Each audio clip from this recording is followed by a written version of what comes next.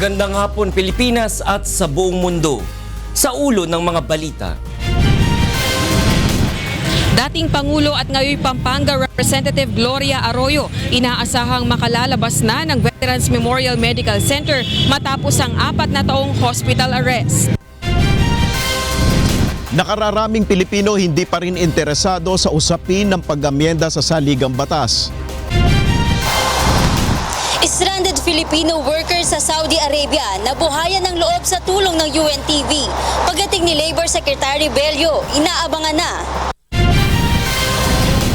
Pagbabantay sa high-profile inmates, prioridad ng mga itinalagang Philippine National Police Special Action Force troopers sa New Bilibid Prison.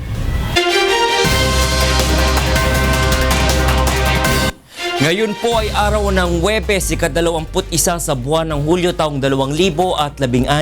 Tayo po ay sabayang napapanood sa 1,360 satellite monitoring center sa buong Pilipinas at sa buong mundo sa pamamagitan ng live streaming sa www.untvweb.com. Una sa ating mga balita ngayong hapon. Hinihintay pa rin ang paglabas ni dating Pangulo at ngayon Pampanga Representative Gloria Macapagal Arroyo mula sa Veterans Memorial Medical Center o VMMC. Mula sa Quezon City, itong balita ni Rosalie Cos live. Rosalie, go ahead. Mula ng isang publiko ng Korte Suprema ang deliberasyon at ang desisyon nitong pawalang sala ang dating Pangulo at ngayon Pampanga Representative Gloria Macapagal Arroyo sa kinakaharap niyang kaso na plunder sa Sandigan Bayan.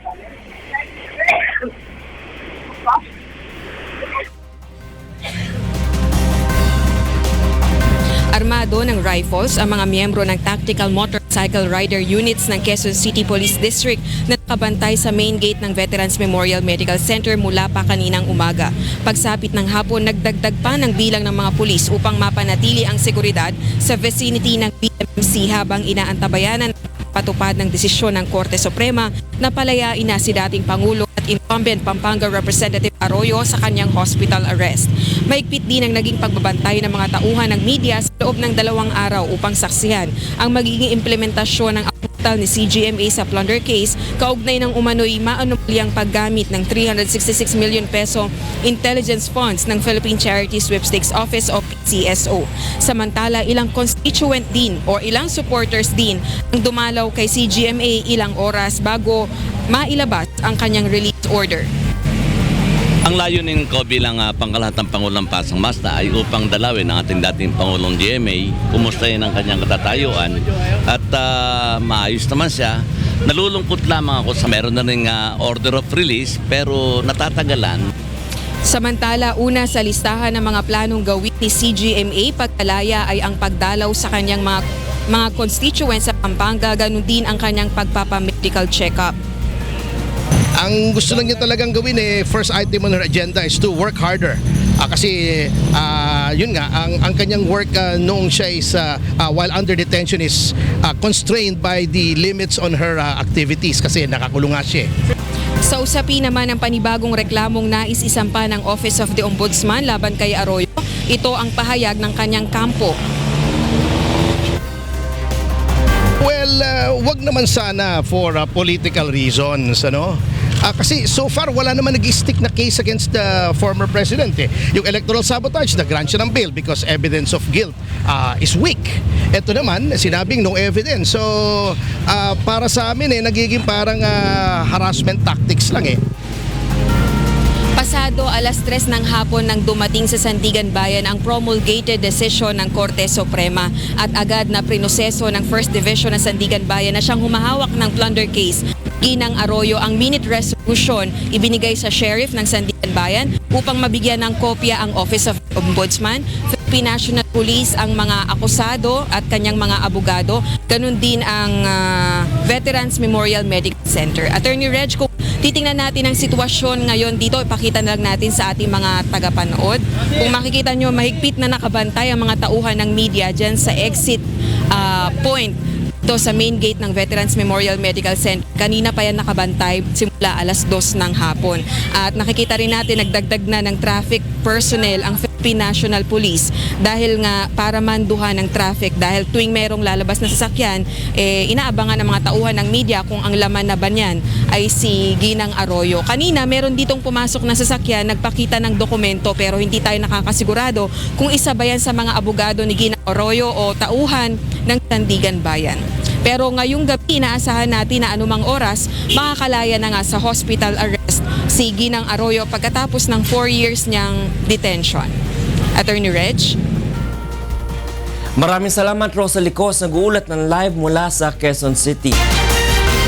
Samantala, hinimok ni Senador Franklin Drilon ang Office of the Ombudsman na hanapin si dating PCSO General Manager Rosario Orarte na anya ay key witness sa kaso laban kay dating Pangulong Arroyo. Ito ang balita ni Brian De Paz.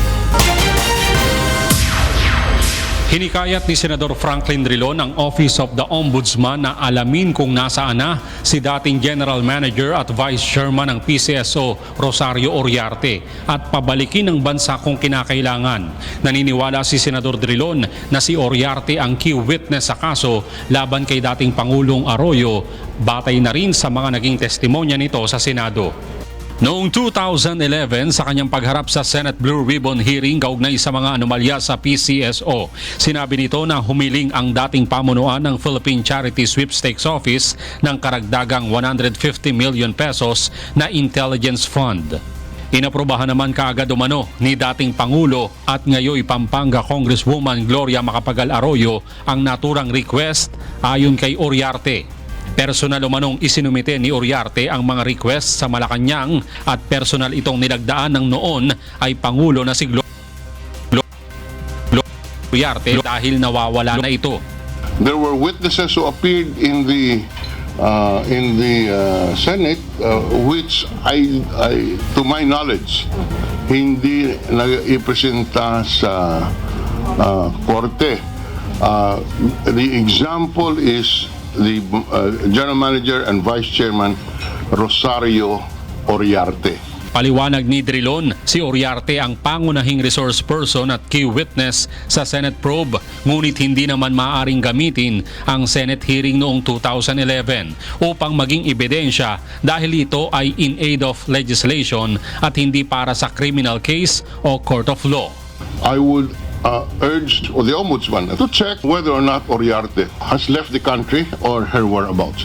If she has left the country, and that can easily be checked, then and if she's in a country where we have an extradition treaty, that she must be that the Ombudsman should take effort now to have her brought back to the country so that she can testify either as a state witness or that she can be confronted with the documents and her testimony in the Senate hearing.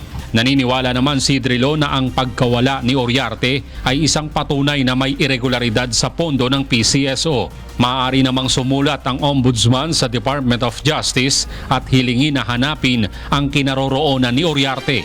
Bagamat dismayado si Drilon sa pangyayari, dapat anya na irespeto ang desisyon ng kataas-taasang hukuman. Brian De Paz, UNTV News and Rescue, Senate. Sa ibang balita, isang political analyst ang nagsabi na maraming Pilipino ang walang interes tungkol sa isyu ng pag-amyenda sa saligang batas. At upang ibigay sa atin ang detalye sa ulat na yan, kasama natin sa studio ang ating senior correspondent na si Nel Maribuhok. Nel, sino to? Yan nga, Attorney Reg, doon muna sa lumabas na bagong survey ng Pulse Asia, maliit na porsyento ng mga Pilipino yung hindi interesado dito sa usapin ng pag-amyenda sa konstitusyon. Maging sa panahon ng nakaraang administrasyong Aquino, hindi gaanong pinahahalagahan itong mga respondents ang issue sa charter change. Paliwanag ng political analyst nga na si Ramon Casiple, mas mahalaga sa mga Pilipino sa ngayon itong direktang tulong ng pamahalaan sa pamamagitan ng mga programang mag-aangat sa kanila mula sa kahirapan. Ayon pa kay Casiple, mahirap maiugnay yung tsa-tsa sa pang-araw-araw na buhay ng mga Pilipino.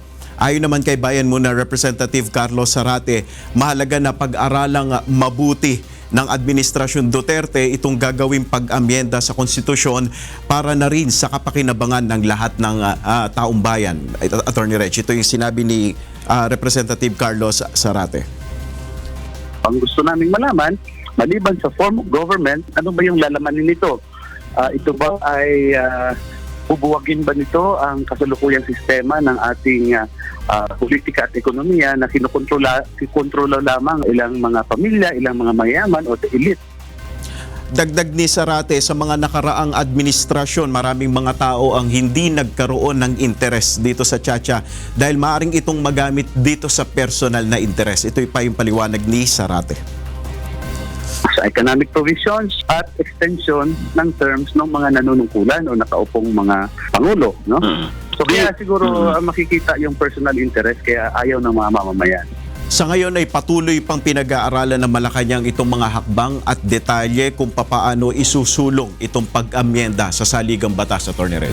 Nel, ang tanong ko, kailangan ba talaga na malaman ng gobyerno itong mga survey results regarding the interest of the public in amending the Constitution when kung sinasabi naman ni President Duterte kinakailangan talaga ito upang maisulong yung sinasabi niyang federalismo. So parang is this really a significant factor bago maisulong ang isang pag-amyenda ng Constitution? Mahalaga sa kanila, lalo na kay Pangulong Duterte, yung boses ng taong bayan pagdating dito sa pag-amyenda sa Constitution. Kaya nga mas pinili nga niya, mas preferred niya yung Constitutional Convention dahil sa representasyon na rin. Dahil marami yung maaaring sumama dito at makibahagi. Kaya mahalaga sa kanya yung mga sentimento. Pero sa ngayon, sa kabila ng mga lumalabas pa rin na ratings or survey, ay hindi pa rin naman nagbabago yung posisyon ng administrasyon. Yun yung isa sa mga priority yung legislative agenda ng administrasyon, yung pag-amyenda dito sa Constitution. Pero for now, hindi pa sa atin maibigay yung detalye kung paano ito isusulong. Bagamat nakakakita na tayo ng movement sa mababa at sa mataas na kapulungan ng Kongreso kung saan nagsumiti na ng resolution yung dalawa, yung sa panig ng House at saka sa Senate sa pamamagitan ni Senate President Franklin Drilon, kung saan nagsulong na siya ng isang resolution para nga dito sa Constitutional Convention, para nga dito sa Charter Change, Atty. Reg. Isa pang tanong, ano ba yung sinasuggest ni Kasiple na gawin ng gobyerno para tumaas-taas naman ang interest o awareness o approval ng mga tao dito sa pag-amyenda sa Konstitusyon? Kailangan bang sabihin ni President Duterte ito sa SONA? Kailangan ba magkaroon ng roadshow katulad ng ginawa ng past administration sa BBL? Before na kausap natin yan, si Kasiple, at sinabi nga niya na mahalaga kasi sa tao yung mararamdaman nila yung mismong ipinatutupad na programa. Sabihin na natin, yung sa termino nga ng Administrasyong Aquino ay yung inclusive growth sa ekonomiya. Pero sabi nga ni Kasiple, mahalaga sa tao yung makita nila yung talagang umuunlad nga yung bansa, nagkakaroon ng maraming oportunidad. So, ang gusto nilang makita ng taong bayan, ano ba yung programa, detalye na ilalatag ng Administrasyon Duterte para sa taong bayan, para sa mga taong mahihirap, Atty. Reg. Maraming salamat, Nel Maribuhok, para sa ulat na yan. Sa iba pang balita, kumpiyansa ang isang election watchdog na hindi basta mapaiikutan o malulusutan ang anti-political dynasty provision ng Sangguniang Kabataan o SK Reform Law. Ito ang balita ni Victor Cusari.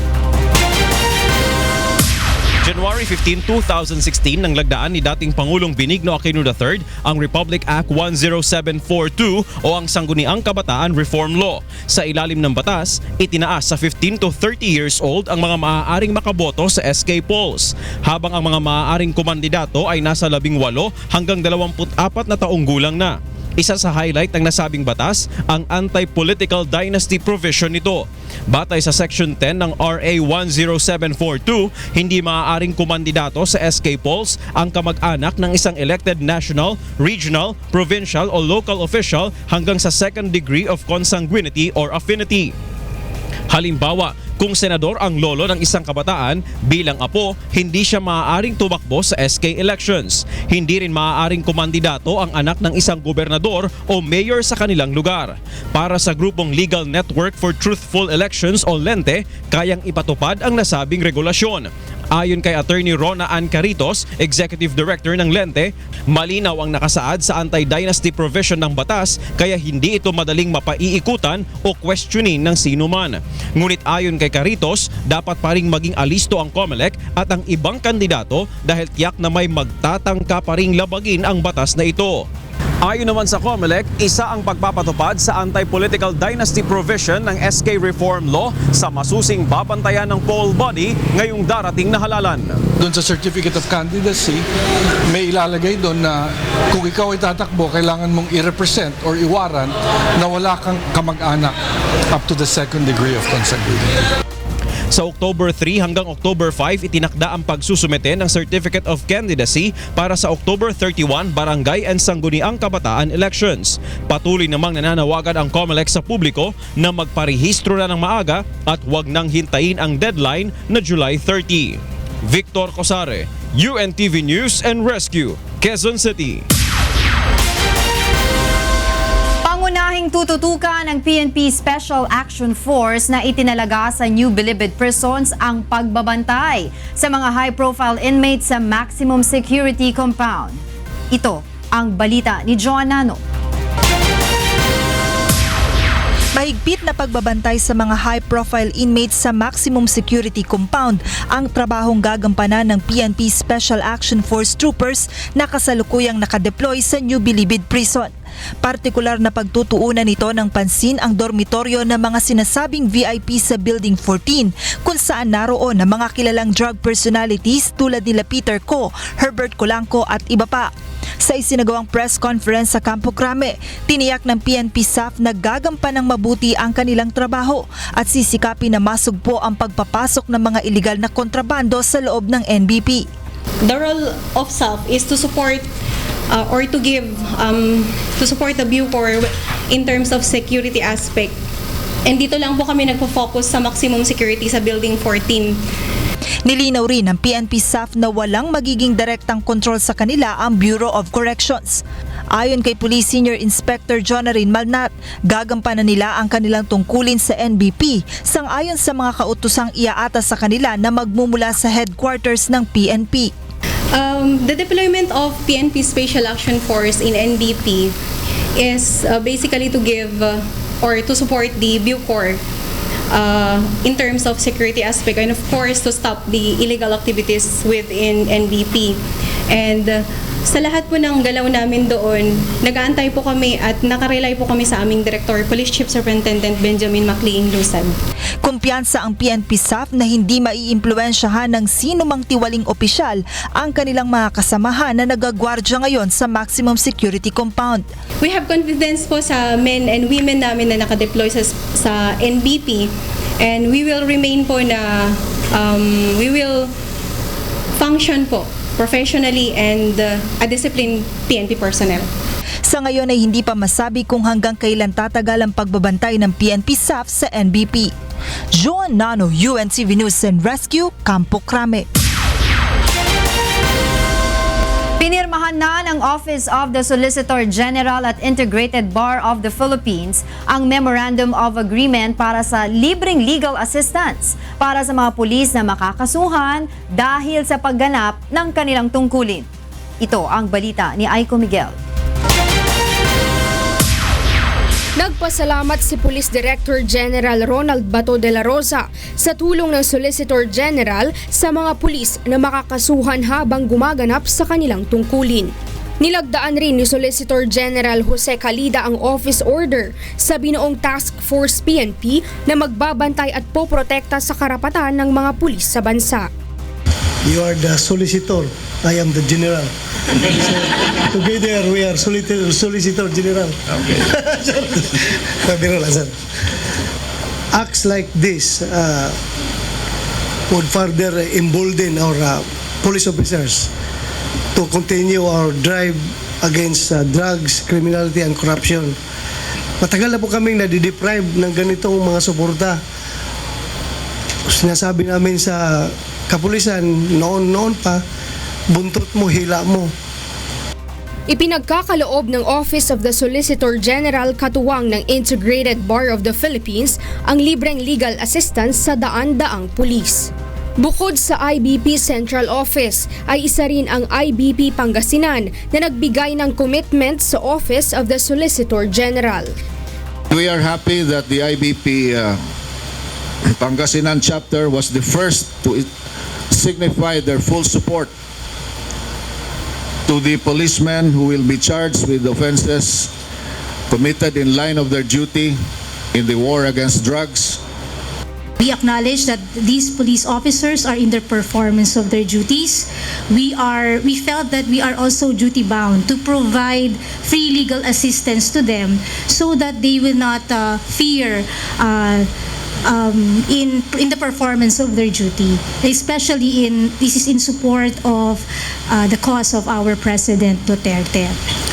Samantala, ipinahayag naman ng PNP chief ang kanyang pagkadismaya sa mga pulis na mapang-abuso at nararapat lamang umano na masampahan ng kaso at maparusahan. Hindi kagaya dito talagang sila na mismo nang-aapi sa tao. Inaapi na yung tao na mahirap na, kuhulihin na, walang kasalanan, kukutungan pa. Pagkatapos na kukuha ng pera, after next week or next month, tingin na lang, nagkakapira naman ito, babalikan naman, gagawing suki. That's how frustrated I am with what is happening. Nakakainis talaga, nakakagalit. Maraming ganyan na polis, hindi ka na magugulat. Aiko Miguel, UNTV News and Rescue Office of the Solicitor General. Susunod sa ito ang balita. Stranded Filipino workers sa Saudi Arabia nabuhayan ng loob sa tulong ng UNTV. Pagdating ni Labor Secretary Bello, inaabangan na. Pagsasaayos at modernisasyon ng Clark International Airport, inaasahang maisa sa katuparan sa lalong madaling panahon upang makasabay sa pagdami ng mga pasahero.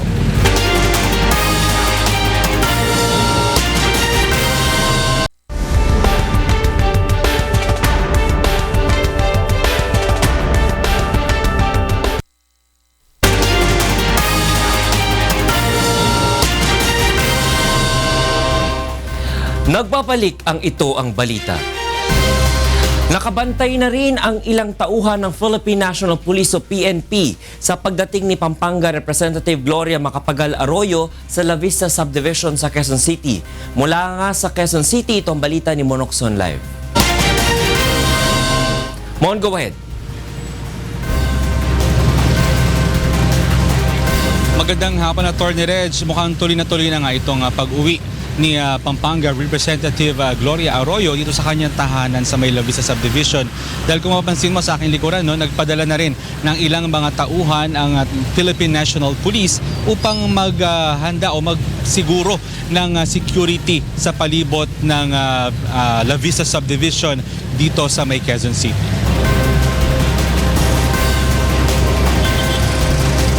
Attorney Reg, bagamat wala dito itong mga taga-suporta ni Pampanga Representative Gloria Arroyo, nagsabit naman ng mga ito ng tarpaulin upang magpakita nga ng kanilang suporta sa dating Pangulo. Bukod sa mga media na naka-standby dito sa labas ng La Vista Subdivision, tanging mga security guard lamang ang makikita sa paligid ng lugar.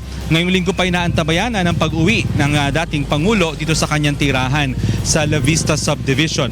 Hindi pinapahintulutan na makapasok sa loob ang mga media dito lamang sa labas pwedeng maghintay. Gaya nga na sinabi ko kanina, meron tarpaulin na isinabit itong mga supporters ni Ginang Arroyo sa labas upang i-welcome ang kanyang pag-uwi. Matatandaan na sinuportahan mismo ng homeowners ng La Vista Subdivision ang kahilingan dati ni Arroyo na ma-house arrest sa kanyang bahay sa La Vista dahil sa lumalalang sitwasyon ng kalusugan niya. Hindi naman ito pinagbigyan ng anti-graft court.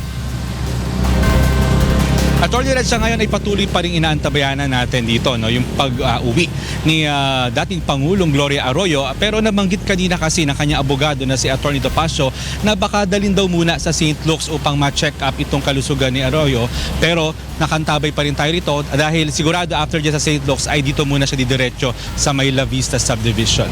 Bago kami magpaalam, silipin muna natin ang sitwasyon ng traffic dito sa may area ng Katipunan. Sa mga maglalakbay ngayon sa area ng Katipunan, magmula po dyan sa may Bagong Ilog, sa may Pasig C5, ay moderate to heavy traffic po tayo. Hanggang papunta po yan dito sa QC, no? Pagdating nyo po dyan sa may area ng Eastwood, may konting pagbagal din po sa daloy ng mga sasakyan. Yan po ay going to Katipunan. At kung kayo'y makarating naman dyan sa may dyan sa may area po ng itong Aurora Boulevard, ay medyo mabagal po ang daloy ng mga sasakyan. Subalit, pagdating naman niya sa may harap ng Ateneo at sa may harap ng Miriam College, ay magiging green and go po at walang magiging problema sa daloy ng mga sasakyan. Habang yung kabilang side naman po ng Katipunan C5 southbound lane, wala rin pong traffic magmula po dyan sa may CP Garcia hanggang makarating po kayo dito sa may area ng Ateneo at ng Miriam. Subalit, pag nasa may Eastwood na kayo, C5 southbound, moderate traffic po tayo hanggang makarating kayo dyan sa may malapit sa Bagong Ilog, at mas mabigat po ang traffic northbound and southbound na ng C5 pagdating naman po natin dyan sa may area ng Kalayaan Avenue sa may Makati area. Sa akin, Atty. Reg, hindi naman nakaka-traffic, no, yung setup ng mga media dito. Bagamat maraming umuusyoso ng mga tao natatanong kung sino daw ang inaantay. Pero ito naman hindi naka-apekto sa daloy ng mga sasakyan. So patuloy pa rin tayo mag-aantabay para sa pag-uwi dito ni Ginang Arroyo sa kanyang tahanan sa may La Vista Subdivision. Yan muna ang latest. Balik sa iyo, Atty. Reg. Maraming salamat, Monokson. Nag-ulat ang live mula sa La Vista sa Quezon City.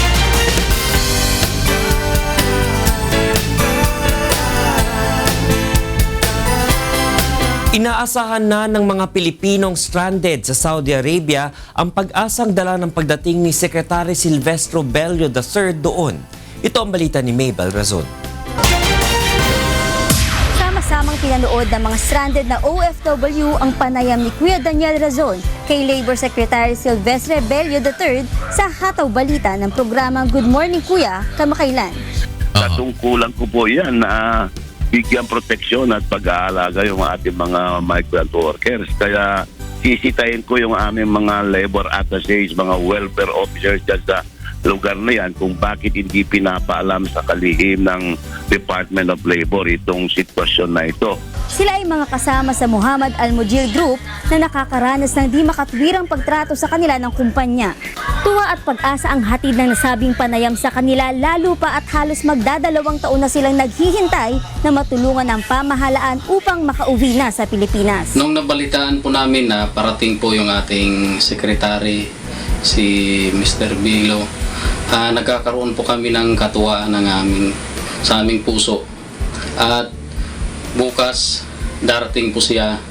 Yung pangako na narinig namin sa telebisyon nung siya ay in-interview sa UNTV, sana magkaroon ng katuparan. Sa pagdating ni Secretary Bello dito sa bansa, inaasahan nila mabibigyan agad ng pansin ang kanilang problema at mapapadali ang proseso ng pagpapauwi sa kanila. Sana po, mahal na Secretary, sa inyong pagpunta rito ay mabigyan ninyo ng pansin, o kung hindi man ay ma-prioritize ang amin po sanang kahilingan sa inyo. Nais po namin sana na sa lalong madaling panahon ay magkaroon ng resulta. Hindi pa man ay nagpapasalamat na sila sa pamahalaan dahil kahit papaano ay magkakaroon na ng linaw ang kanilang sitwasyon. Maraming salamat po, Secretary Bilo, at sa ating mahal na Pangulong Rodrigo Duterte.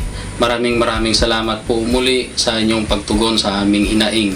Naapi po kami dito sa Damam. Ayon sa mensaheng ipinadala sa amin ni Charles de Fer Eric Arribas, inaasahang mananatili ng 2 araw dito sa Saudi Arabia si Secretary Bello, kasama ang iba pang delegado ng pamahalaan upang masuring mabuti ang kalagayan ng ating mga kababayang stranded at distressed OFW dito. Mabel Razon, UNTV News and Rescue, Dammam, Saudi Arabia. Sa ibang balita, umaasa ang pamunuan ng Clark International Airport na matutulungan sila ng pamahalaan upang mapalawak ang kanilang market at mas makapagbigay serbisyo sa mas maraming tao kaalinsabay ng panukala ng Department of Transportation na dual airport system. Ito ang balita ni Monokson. Muling binuhay ng Department of Transportation ang panukalang magkaroon ng dual airport system bunsod ng mga nararanasang problema sa Ninoy Aquino International Airport. Sa ilalim nito, kailangan maging fully operational ang NAIA at Clark International Airport upang maserbisyuhan ang dami ng mga pasahero papasok at palabas ng bansa. Batay sa tala, nasa 6 na milyong pasahero mula sa Luzon ang lumabas ng bansa. Subalit, nasa mahigit 800,000 lamang ang dumaan mula sa Clark Airport. Sa pag-aaral naman ng Clark, nasa 27 milyon pasahero mula sa Southern Luzon at National Capital Region ang maaring gumamit sa NAIA, habang 23 milyon naman mula sa Northern Luzon at Central Luzon ang sa Clark. Subalit dahil limitado ang flight sa Clark, halos lahat ng mga biyahero ay nasa NAIA sumasakay. Nitong Lunes, nasubok ang kapasidad at kakayahan ng Clark International Airport nang ma-divert dito ang halos 30 flight mula sa Ninoy Aquino International Airport nang masira ang bahagi ng runway 624.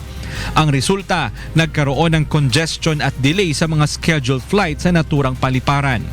Bunsod nito, inihayag ng pamunuan ng Clark Airport na hindi pa nila kakayanin ang sobrang daming biyahe. Isa pa sa nakikita nilang magiging problema ay ang kakulangan ng sapat na flight sa naturang paliparan. Hindi pa sanay ang Clark sa sunod-sunod na na flights. Well-spaced pa ang flights kayo ng Clark. Naintindihan ko sila, sinasabi nila na walang market. Siyempre tinitingnan nila is yung negosyo nila. Pero kagaya naman ng lahat ng negosyo, kailangan may pagtataya dyan eh. Kailangan mag-risk ka dyan ng itetest mo yung market. Subalit sa pagpasok ng bagong administrasyon, malaki ang pag-asa ng Clark na matutulungan silang maisaayos ang paliparan. Sana maisali lang yung development nung Clark. Kasi kasama sa solusyon yung pag-decongest ng NAIA eh. Again, isipin nyo lang na kung may ibang flights na ma-redistribute sa Clark, na decongest mo ang EDSA at saka ang NAIA. Oras na may sakatuparan ang proposed dual airport system, plano ng Department of Transportation na sa hinaharap ay makapaglagay ng rail system mula Metro Manila diretso sa Clark upang magkaroon ng connectivity ang dalawang paliparan at mapabilis ang travel time ng mga pasaherong mula sa Maynila na sasakay sa naturang airport. Mon Hocson, UNTV News and Rescue, Quezon City. Bumisita naman si Pangulong Rodrigo Duterte sa Basilan at Zamboanga City ngayong araw para sa unang tour of military bases. Mula sa Zamboanga City, itong balita ni Dante Amento live. Dante, go ahead. Attorney, dinalaw ni Pangulong Rodrigo Duterte ang ilang kampo ng militar sa Western Mindanao ngayong araw. Alauna kaninang hapon nang lumapag ang Pangulo sa Edwin Andrews Air Base sa Zamboanga City dahil kinausap ang mga miyembro ng AFP at PNP at ilang lokal na opisyal ng lungsod. Pagkatapos, attorney, ay punta naman siya sa kampo ng 104th Brigade ng Philippine Army sa Tabyawan, Isabela, Basilan upang kausapin ang tropa ng militar at tumanggap ng situation briefing mula sa military commanders. Bandang alas 4:30 naman ng hapon ay bumalik sa Zamboanga City si Pangulong Duterte para sa isang closed-door meeting sa mga opisyal ng militar sa AFP Western Mindanao Command. Kasama ng Pangulo sina Defense Secretary Delfin Lorenzana, AFP Chief of Staff General Ricardo Visaya, Philippine Army Commanding General Eduardo Año, Peace Process Advisor Jesus Dureza at iba pang miyembro ng kanyang gabinete. Sa ngayon, attorney, ay nagpapatuloy pa ang closed-door meeting ng Pangulo sa mga opisyal ng militar. At pagkatapos ito ay kakausapin naman ng Pangulo ang mga tauhan ng Philippine Navy, Air Force, Army at gayon din ang mga opisyal ng Police Regional Office 9. Kabilang din sa mga gagawin ng Pangulo ay ang pagdalaw at paggawad ng parangal sa mga sundalo na nasusunod sa bakbakan sa Sulu at Basilan.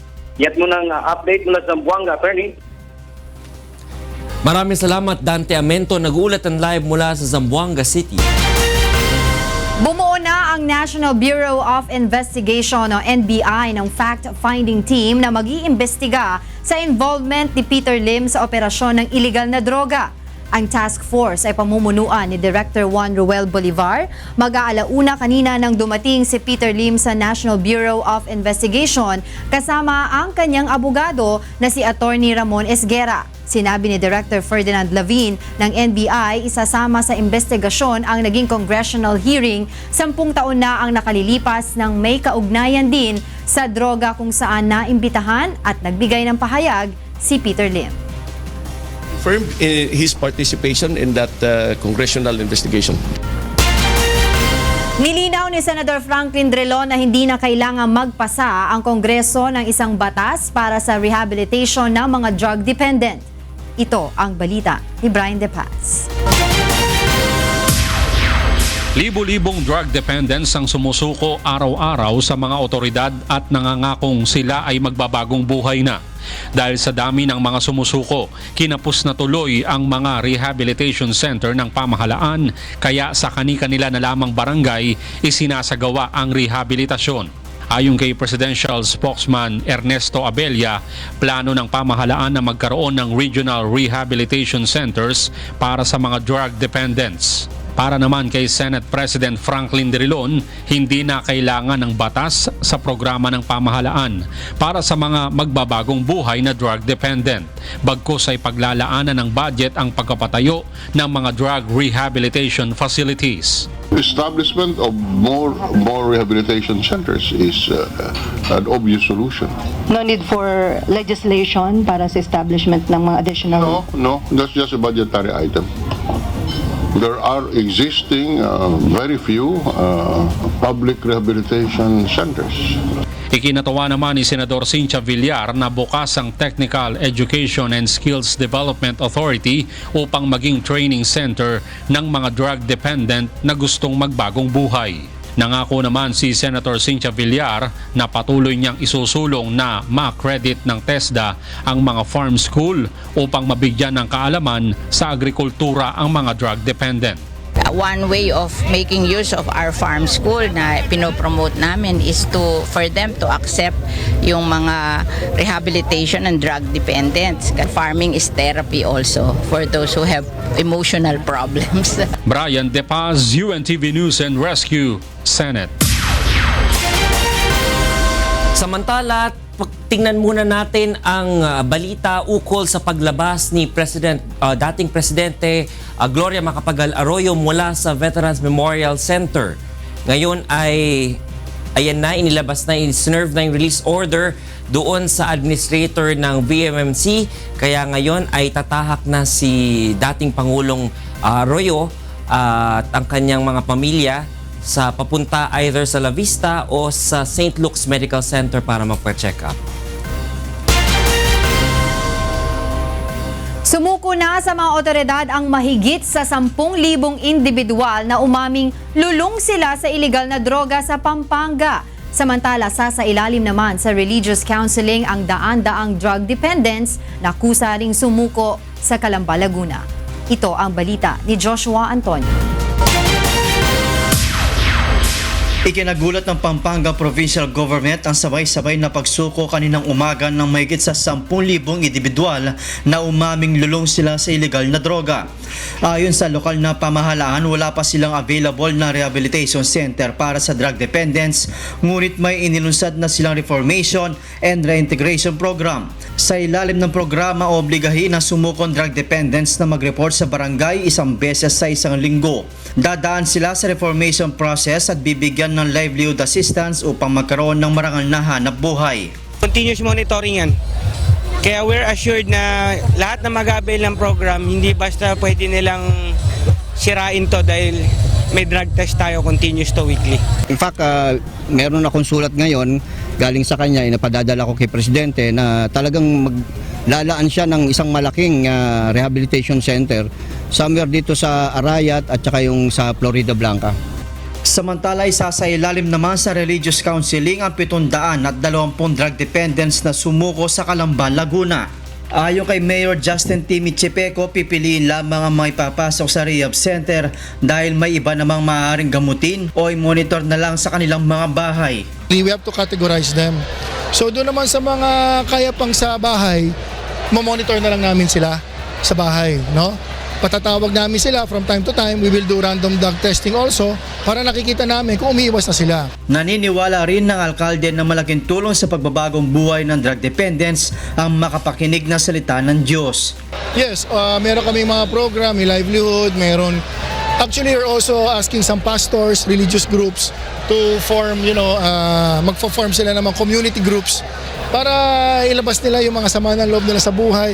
Sa Davao Region naman ay mahigit nasa 30,000 drug dependents ang kusang sumuko sa mga otoridad. Sa ngayon ay nagsisiksikan ang ilan sa mga ito sa 12 detention facilities ng Bureau of Jail Management and Penology, partikular sa Monte Vista at Davao City. Batid ng BJMP na madaragdagan pa ang bilang na ito kaya mungkahi nila sa pamahalaan na magtayo ng dagdag na kulungan upang huwag lumala ang problema sa jail congestion. Kung madagdagan mo yung pondo sana namin for this year para sa pag-construct ng mga additional jails, no, mas maganda siguro. Pero sa ngayon kasi, wala pa tayong budget talaga for construction of additional jail buildings. Joshua Antonio, UNTV News and Rescue.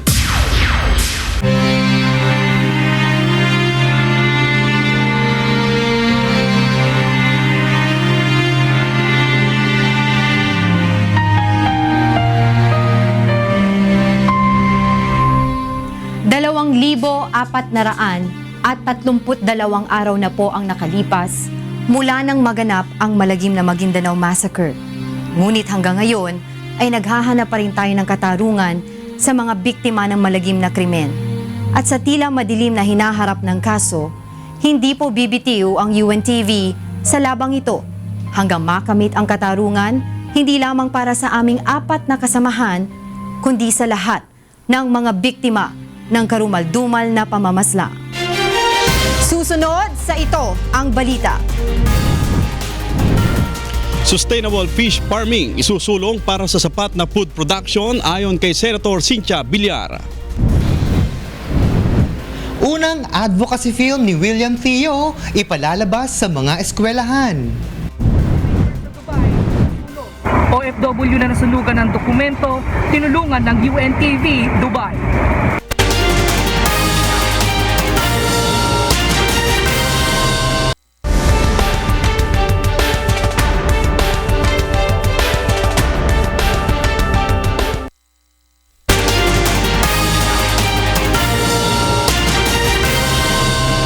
Nagbabalik ang Ito ang Balita. Balikan muli natin si Rosalie Cos mula sa Veterans Medical Memorial Center o VMMC para sa mga update doon kung tuluyan ng nakalabas si dating Pangulong Gloria Macapagal Arroyo. Rosalie, go ahead. Magandang gabi, Attorney Reg. At ngayon nga, nandito na tayo sa loob ng vicinity ng Veterans Memorial Medical Center.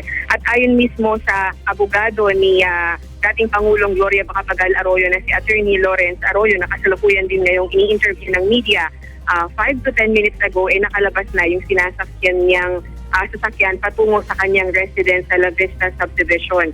At unfortunately, kahit isa sa mga media hindi nakakuha kasi nagkakagulo kanina at medyo umuulan at kung maraming tauhan ng media ang naka-standby dito, hindi na nakita kung ano yung sinasakyan ng vehicle sa paglabas dito. Hindi rin tiyak kung lumabas ba sa gate sa Mindanao Avenue o dito sa North Avenue.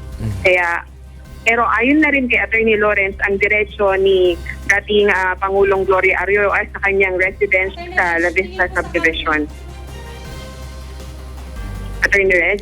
Rosalie, ang tanong ko, after niya pumunta sa La Vista, pupunta pa ba siya sa St. Luke's Medical Center para magpa-check up katulad ng claim kanina ng isang niya pang abogadong si Attorney Ferdy Topacio? Isa rin yan sa mga tinanong natin kay Attorney Lawrence. At sabi ni Attorney Lawrence, definitely dediretso sa La Vista Subdivision si Ginang Arroyo. Rosalie, ano naman ang nangyayari dyan? Medyo magulo pa rin ba ang mga tao dyan sa area mo o medyo humupa na yung tension kanina? Magulo pa rin, Attorney Reg, dahil nga hindi alam ang sitwasyon kung nakalabas na ba or hindi pa. Kanina, nung hindi pa nai-interview itong abogado ni mismo ni Arroyo, ngayon pinagkakaguluhan yung abogado ni Gloria Arroyo na si Attorney Lawrence kasi nga hindi nakuhanan ng video, walang nakaalam kung nakalabas na ba ng gate. At nakapasok na rin sa loob ng vicinity ng DMMC ang mga tauhan ng media na kanina hino-hold sa exit gate ng Veterans Memorial Medical Center. At medyo nagkakaroon din ng problema sa paglabas ng mga sasakyan dito sa loob dahil nga medyo nasa gitna ang mga tauhan ng media nag-i-interview sa kanyang abogado. Maraming salamat, Rosa Licos, nag-uulat ng live mula sa VMMC dyan sa Quezon City. Hindi naman napatunayan ng ombudsman na nagkamal ng yaman si dating Pangulong Arroyo mula sa pondo ng Philippine Charity Sweepstakes Office o PCSO. Ito ang dahilan kaya't dinismiss ng Supreme Court ang kasong plunder ni Ginang Arroyo. Ito ang balita ni Roderick Mendoza. Walang naipresentang testigo ang ombudsman upang patunayan na nakinabang at nagkamal ng yaman si dating Pangulong Gloria Arroyo mula sa Intelligence Fund ng PCSO. Ito ang paliwanag ng Supreme Court sa kanilang desisyon kaya't dinismiss ang kasong plunder ni Ginang Arroyo. Ayon sa Korte Suprema, wala ring ebidensyang nagpapatunay na napunta kay Arroyo ang 366 million pesos na pondo ng PCSO. Sa ilalim ng plunder law, kailangang nakapagnakaw ng hindi bababa sa 50 milyong piso ang isang opisyal ng gobyerno upang mahatulan ito ng plunder. Sinabi pa ng korte na walang aligasyon at hindi napatunayan ng ombudsman na may sabuatan sa pagitan ni Arroyo at ng mga dating opisyal ng ahensya. Hindi umano sapat ang pag-aproba ng dating Pangulo sa pagpapalabas ng pondo bilang patunay na nakipagsabuatan ito. Iginiit naman ni Chief Justice Maria Lourdes Sereno sa kanyang dissenting opinion na sapat ang ebidensya ng ombudsman sa pakikipagsabuatan ni Arroyo sa ilang dating opisyal ng PCSO. Patunayan niya nito ang paulit-ulit na pag-aproba ng dating Pangulo sa pagpapalabas ng pondo ng PCSO mula 2008 hanggang 2010. Bilang Pangulo, kontrolado anya ni Arroyo ang pondo ng PCSO kaya't dapat alam nito na may nangyayaring anomalya sa paggamit ng Intelligence Fund. Para naman kay Associate Justice Marvic Leonen, hindi pa dapat makialam ang Korte Suprema sa ginawang pag-dismiss ng Sandigan Bayan sa demurrer to evidence ni Arroyo. Magugunitang nagpetisyon sa mataas na hukuman si Arroyo matapos hindi katigan ng Sandigan Bayan ang kanyang hiling na mabaliwala ang kanyang kaso. Ayon pa kay Justice Leonen, dapat hayaan na lang muna ang Sandigan Bayan na ituloy ang paglilitis sa kaso ni Arroyo at hayaan itong magpresenta ng kanyang depensa. Roderick Mendoza, UNTV News and Rescue, Supreme Court.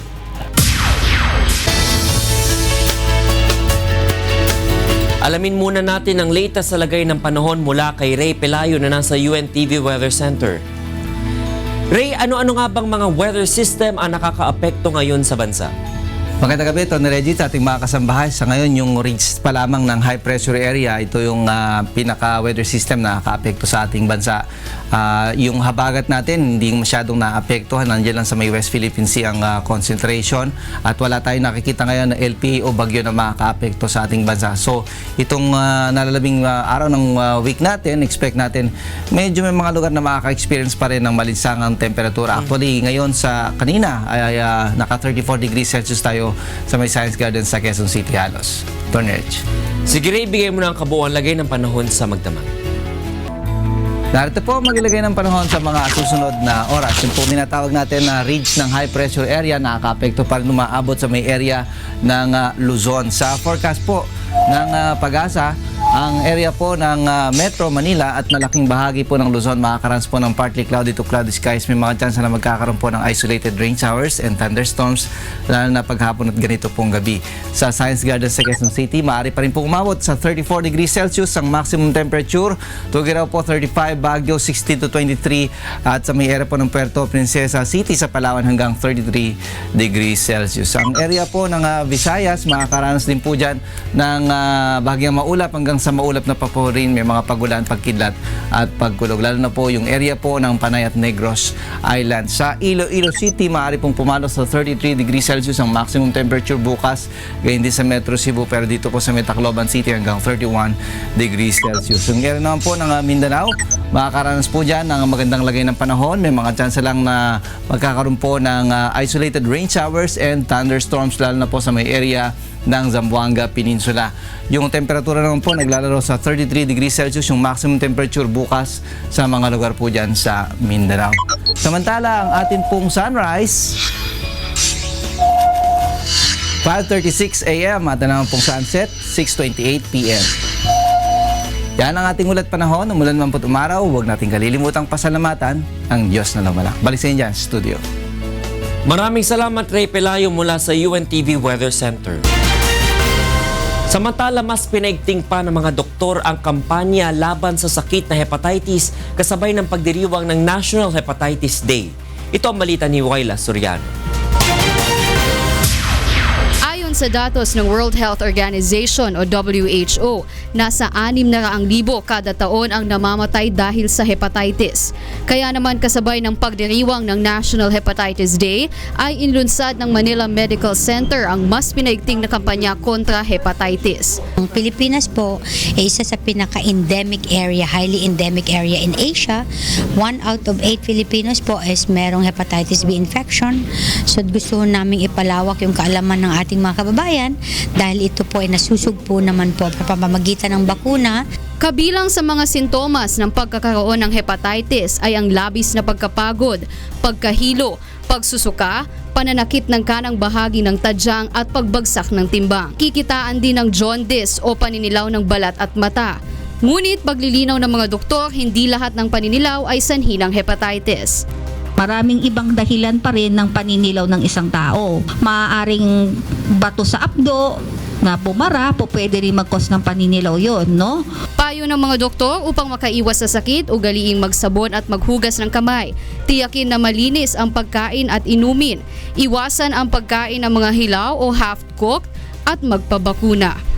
Kaugnay nito, isang libreng bakuna laban sa hepatitis ang ipagkakaloob kalinsabay ng World Hepatitis Day sa July 28 sa East Avenue Medical Center. Babakunahan po namin lahat ng newborns because lahat po ng ating mga bata kahit pinanganak sa mga nanay na may hepatitis B is pwede pa rin po nating maisalba na maging isang bagong carrier. Kadalasan hindi kaagad nakikitaan ng sintomas ang sakit na hepatitis.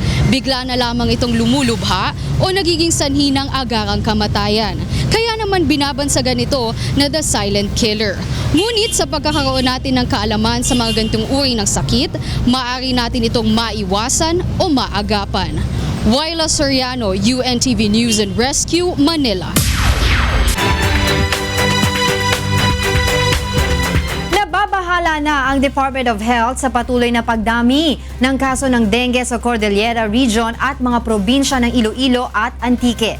Ito ang balita ni Grace Doctolero. Nagsisiksikan ngayon sa ilang ospital sa Cordillera ang mga taong dinapuan ng sakit na dengue.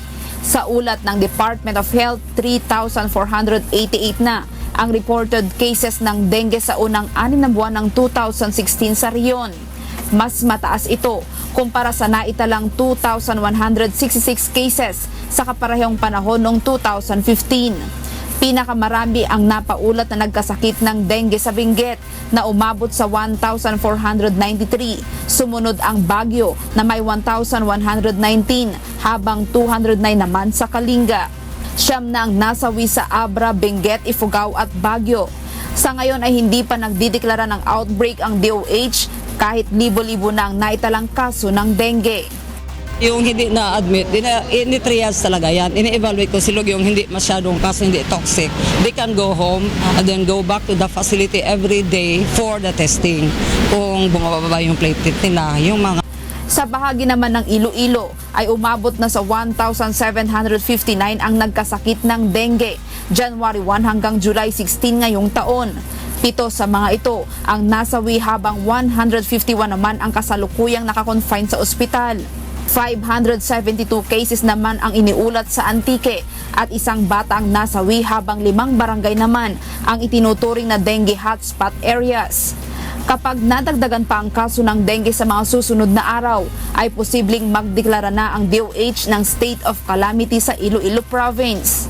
Muli namang nanawagan ang DOH sa ating mga kababayan na maglinis ng kapaligiran, lalo na sa mga lugar na maaaring pamugaran ng mga lamok na carrier ng dengue virus. Kasi minsan, pag nakastore yung water na, lalo na pag clean na water, is a good breeding place of mosquito. Kung makita natin may mga kitikiti na, di ba? So pag hindi niya nililinis, nandun na sa nakadik sa sabihan, dadami niyan.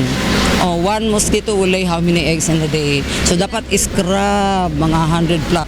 Agad ring kumonsulta sa doktor kung may sintomas ng dengue, gaya ng mataas at pabalik-balik na lagnat, pamamantal sa balat at matinding pananakit ng ulo, likod ng mata at kasukasuan at pagsusuka. Kasama ang Iloilo News Team. Grace Doctolero, UNTV News and Rescue. Libreng training ang Bureau of Fisheries and Aquatic Resources o BFAR para sa mga mangingisda na naisubukan ang aquaculture. Bahagi ito ng panukalang palakasin ang industriya upang makatulong sa food production sa bansa. Ito ang balita ni Sherwin Kulubong. Isinusulong ng Bureau of Fisheries and Aquatic Resources ang pagpapalakas ng aquaculture system upang makatulong sa pagkakaroon ng sapat na pagkain sa bansa. Ayon kay BFAR Region 4A Director Lilian Garcia, maaaring maging alternatibong pagkuhanan ng isda o seafood ang aquaculture, lalo't nakaharap ngayon sa peligro ang coastal fishing o panghuhuli ng isda sa karagatan. Malaki ang contribution nito sa food security kasi nagpo-provide siya ng mga food sa ating mga tao. So, lalong-lalo na kasi ngayon yung ating coastal fisheries under pressure siya because of illegal fishing and climate change. Sa ngayon, nagsasagawa na ng libreng training ang BFAR ukol sa aquaculture. Namimigay na rin sila ng fingerlings ng tilapia, bangus at hipon sa mga mangingisda na naisubukan ng fish farming. Ayon naman kay Senator Cynthia Villar, kailangan ding tutukan ang sustainable aquaculture development upang mapalakas ang fish farming industry. Kailangan ring maituro sa mga mangingisda ang makabagong teknolohiya sa palaisdaan upang mapataas ang antas ng food production sa bansa.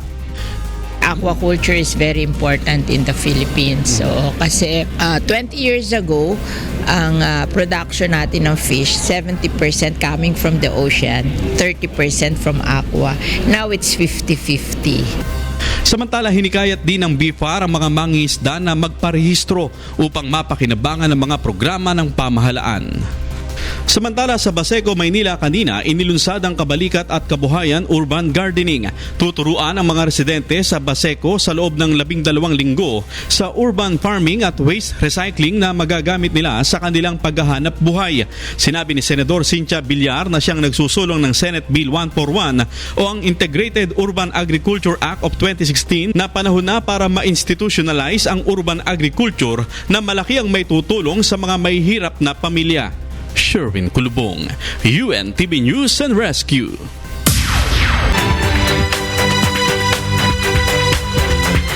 Tatlong mountaineer ang nailigtas sa nangyaring avalanche sa Peru habang ilang reporter naman ang nasawi nang tumama ang sinasakyang eroplano sa isang tulay sa Shanghai, China.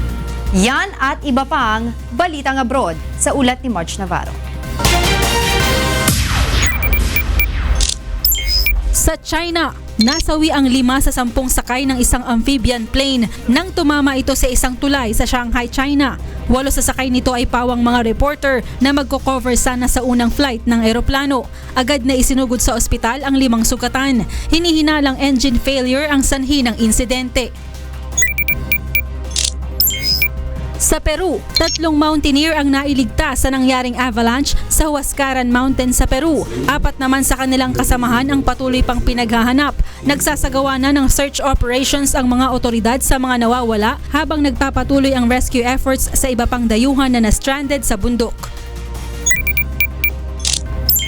Sa Turkey, nagdeklara ng 3 buwang state of emergency si Turkish President Recep Tayyip Erdogan matapos ang nabigong kudeta.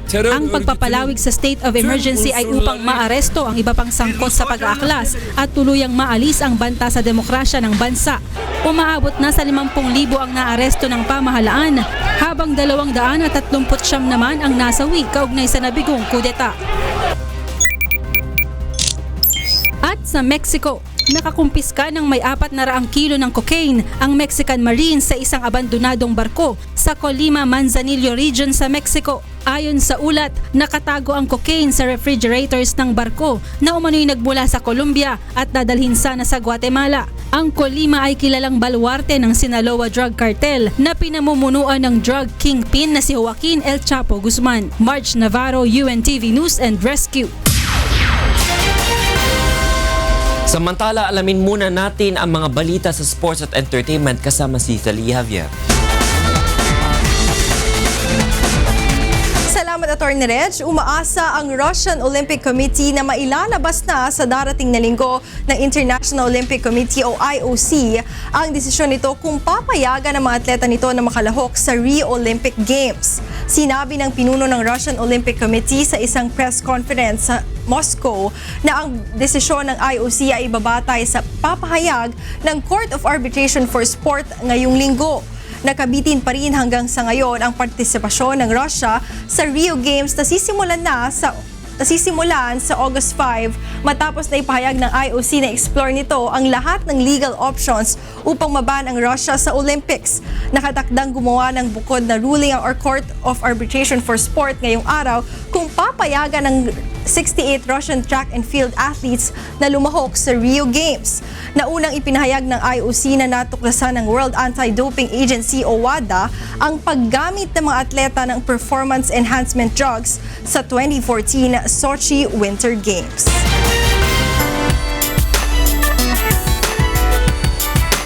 Ikinatuwa ng aktor at TV host na si William Theo ang kanyang kasalukuyang proyekto na isang advocacy film na ipalalabas sa mga eskwelahan ngayong taon. Ito ang balita ni Adjes Carion. Masayang humarap sa media ang aktor at TV host na si William Theo, dala ang magandang balita sa kanyang acting career. Tinanggap ni William ang isang makabuluhang proyekto mula sa independent film outfit na Sparkling Stars Production na gumawa ng mga advocacy film na Potpot at Daniel. Muling nagbabalik ang naturang indie filmmaker sa kanilang bagong advocacy film na may titulong Barkong Papel. Istorya ng dalawang magkaibigang OFW na tinupad ang kanilang mga pangarap sa mabuting paraan at hindi nagpahadlang sa kahirapan ng buhay. It's a very realistic advocacy film. I think watching this movie, makikita natin lahat ng emosyon ng isang tao na pwedeng ma-exhibit sa isang pelikula. Ikinatuwa rin ni William ang rekomendasyon ng Department of Education na maipalabas ito sa mga eskwelahan. Para sa aktor, ang ganitong proyekto lamang ang pwede niyang magawa na angkop pa rin sa kanyang trabaho bilang news anchor. Ang trabaho ko is public service, syempre, of course, and idol ko si Kuya Daniel, di ba? So, public service and, syempre, balita. So, I think an advocacy film is the only way na para bang pwede ko pa rin ma-express yung first love ko na pag-aarte ulit. Makakasama ni William sa pelikula ang aktres at singer na si Mystica at ang mga indie artists na sina JC Lazaro at Mara Alberto. Ito, less violence. May konting comedy para naman hindi sila maboard. Konting actions. Mas malalim po yung aral na matututunan mo dito kasi very common siya.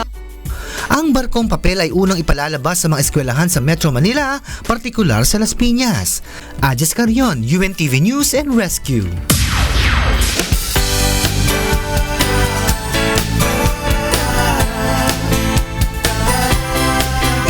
Overseas Filipino workers sa Dubai ang natulungan ng UNCV matapos masunugan ng mga dokumento.